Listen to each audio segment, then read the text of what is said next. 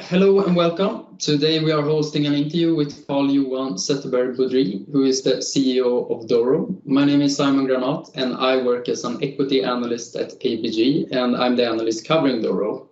But with that said, let's get started. Carl-Johan, could you initially comment on how Doro has handled the pandemic? How has the pandemic affected your operations, both in terms of care and also in terms of phones? And are you also seeing any effects from the second wave here during the autumn? Hi, Simon. Thank you for the question. I think from pandemic perspective in Doro, we've of course been affected in a number of different ways. And as you know, we have two different business areas, Doro Phones and Doro Care, and I think the situation for the respective business areas is a little bit different. First and foremost, the first effects we saw from the pandemic was back or in Asia back in January, February timeframe, as the pandemic started in Asia, and as we have development and manufacturing in Asia, that was the first step for us in the pandemic. I would say from a product development and supply chain perspective, we have managed to handle the COVID-19 situation very well all along. So we haven't had any dramatic disturbances from a supply chain perspective, COVID-wise. In Doro Phones, of course, and especially looking back in Q2, sales were significantly affected by COVID-19 as many markets in France, Germany, UK were in a complete lockdown for almost 2 months. So that of course impacted sales negatively. And now we are in a similar situation in terms of a lockdown in a number of countries. And of course, that has a risk of impacting sales negatively now in the fourth quarter also. And I think it will be dependent a little bit what will happen now the last weeks of December and how Christmas sales, what that will turn out to be. From a care perspective, I think, of course, a key focus for us in care has been to make sure that we can maintain our service level and service quality in the business that we deliver to seniors and to our customers. And from that perspective, we managed to continue to have a very good quality and service level within our service business in care. And we've had very little or no disturbances in delivering those services to our customers. Then, of course, overall, from a group perspective, and as a consequence of the sales decline that we saw, we took very early measures to ensure that we handle cost and cash flow in a good way to make sure that we continue to have a decent profitability in cash flow throughout the pandemic. And I think from that perspective, we managed COVID very well also. Thank you. And how would you assess that your competitors have performed during the pandemic? Some brief comments on that would be very helpful. I think overall, a lot of our competitors, both from a phones perspective and from a Doro Care perspective, have managed to handle COVID quite well also. I think from a phones perspective, maybe we've seen some of the smaller competitors having a little bit more disturbances from a supply chain perspective, but most have managed to handle COVID in a good way. From a care perspective, we have seen some smaller competitors struggling a little bit with keeping their service quality and service levels in their ARCs, especially due to COVID. And that, of course, is pushing a little bit maybe of a strategic question at some of the competitors, as we've seen and a little bit as a consequence where maybe we've seen some opportunities, especially in the UK, where some maybe smaller ARCs are questioning if this is the right strategic activity for them or not. Interesting. You spoke a little bit around the smaller competitors within the phones business, and within the phones business, we have previously spoken a little bit around a potential consolidation occurring. What is the status around there? Is there anything that hampers further consolidation within the feature phone segment? No, I think that from our perspective, we still believe that will happen. We haven't seen any clear signs of that consolidation starting yet, but I do believe that that is something that we will see in the coming years, a more consolidation trend within the phones business. I know that you have talked that the care market is gradually turning more proactive instead of being predictive instead of being responsive. Any flavor on where that is today, and also how has COVID-19 affected this shift? If we look at the services we provide, and I would say COVID has put a little bit of a halt to maybe some of the plans from our customers' point of view, as they have focused on making sure that they can deliver the services they have to deliver to seniors and focusing on handling effects of the pandemic.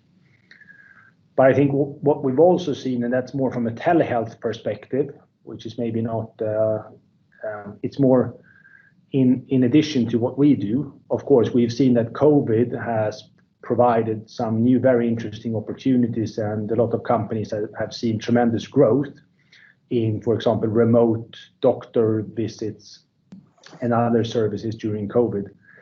So I do believe as COVID starts to settle down and our customers can start to focus on new tenders, there will be, we believe, an increased focus on shifting to more digital, more proactive and preventive type services. And speaking around that area, how is your recent acquisition in Spain contributing to that shift? Could you talk a little bit behind that acquisition? Absolutely. So the Victrix acquisition, and as you said, they are head office in Spain. That is a key element for us in enabling more proactive and preventive type services. Because in order to enable those type of services, a software platform that enables us to collect the information, both in terms of from different sensors, from other systems, integration to products and other software platforms, in order to draw conclusions and build new services is key. And Victrix is and brings us a very important part, or I would say the foundation of that platform. So in that sense, the Victrix acquisition is a very strategic acquisition for Doro, giving us the foundation in building our own software platform to enable more proactive and preventive services. Okay. I know that you previously said that you have been somewhat unhappy with the current gross margins within care. What would need to happen in order for the gross margins within your care offering to come back to historical highs?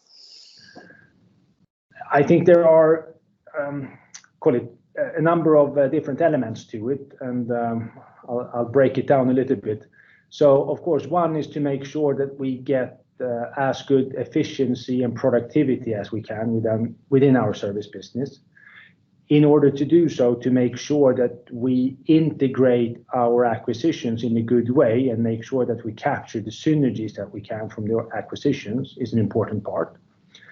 But also important to know is, in order to be able to capture those synergies fully, there is a key part in terms of the software platform used in order to deliver those services. And there we need to make sure that we get a common software infrastructure in place in our different companies and countries to enable us to fully leverage on the synergies that we can get from different acquisitions.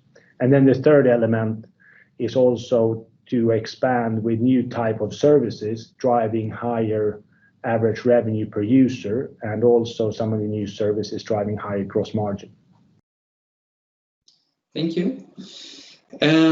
How should we as external parts think around the consumer part of your care offering? I know that some of your customers in the UK are private customers. Does this matter in terms of the average revenue per user? And does such characteristic affect your growth strategy, depending on whether it's a consumer or anything else?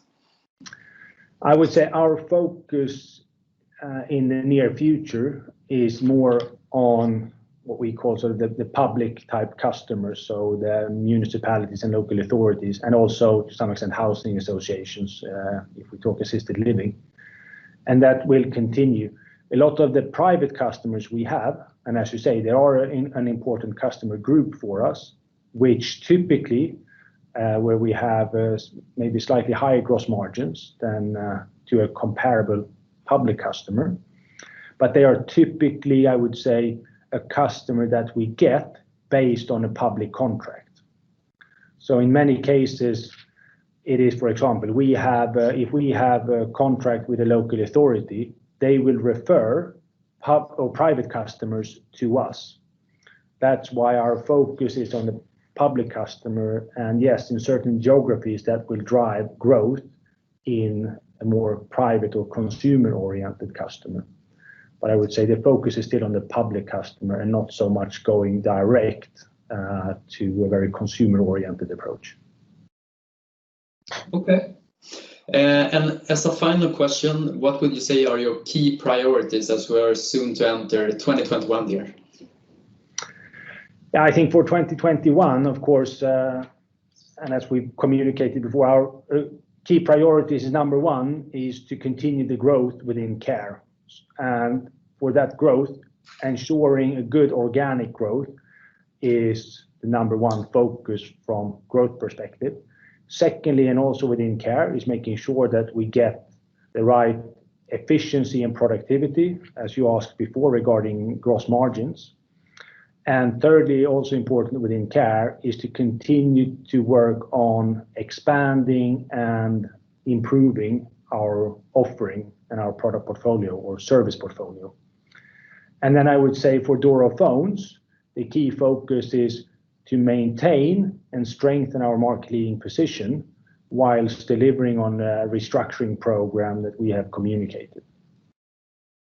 Thank you so much for attending at our interview here today, Carl-Johan. Take care. Thank you very much. Take care.